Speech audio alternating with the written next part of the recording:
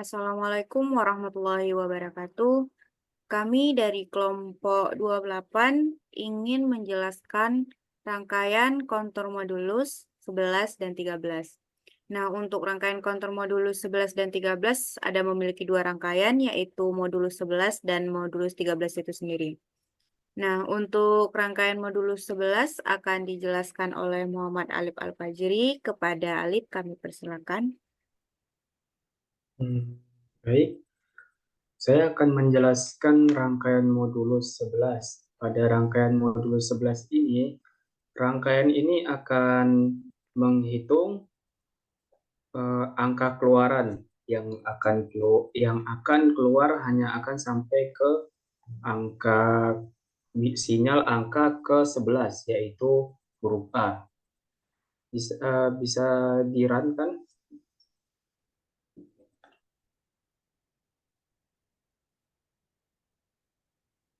Terlihat pada rangkaian ini, rangkaian dari rangkaian terlihat pada rangkaian ini, rangkaian ini akan menghitung keluaran dari 0 hingga huruf A.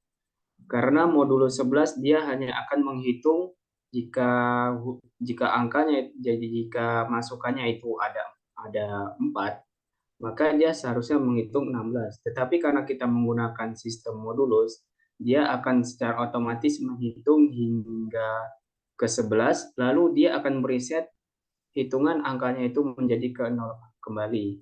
Dan dia akan terus mengulang terus seperti itu.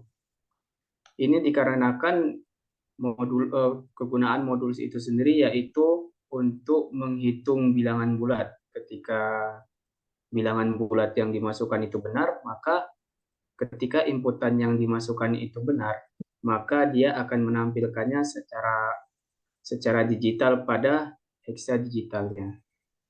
Untuk rangkaian pertama saya jelaskan segitu saja, dan dilanjutkan untuk rangkaian kedua yaitu modulus 13.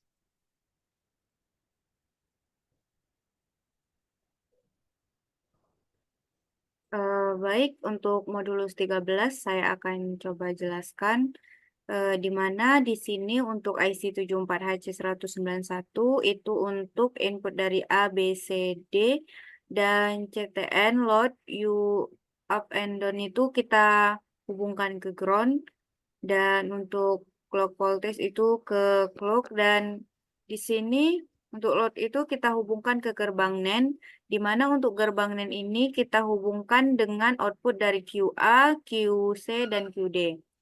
Nah, untuk setiap output yang dihasilkan dari QA sampai QD itu kita hubungkan dengan probe yang kita tandai dengan A, B, C, dan D, dan kita hubungkan masing-masing percabangan probe itu dengan DCD heksadesimal. Nah, kalau kita run, untuk menggunakan output dari QA, QC, QD itu akan menghasilkan modulus 13, yang artinya adalah ketika suatu bilangan heksadesimal telah mencapai 13 atau yang sampai C, itu bakal mereset ulang angka 0. Ini adalah saat QC terhubung ke input gerbang NAND. Ketika QC terhubung dengan input dari gerbang NAND, QC akan selalu memengaruhi output dari gerbang NAND itu sendiri. Hal ini karena QC merupakan output dari gerbang NAND itu sendiri, dan perubahan nilai QC akan langsung memengaruhi nilai outputnya.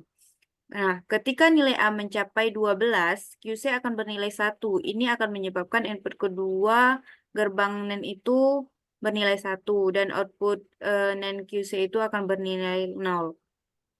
Nah, untuk nilai QC0 ini akan bertindak sebagai sinyal reset untuk flip-flop dari DCD heksadesimal ini sendiri, dan nilai QA akan kembali ke 0 pada siklus clock berikutnya. Proses ini akan terus berulang ke modulus, akan terus menghitung nilai 13.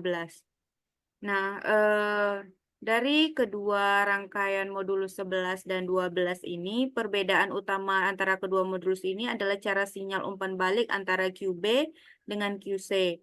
terhubung dengan gerbang NAND itu sendiri. Pada modulus 11 eh,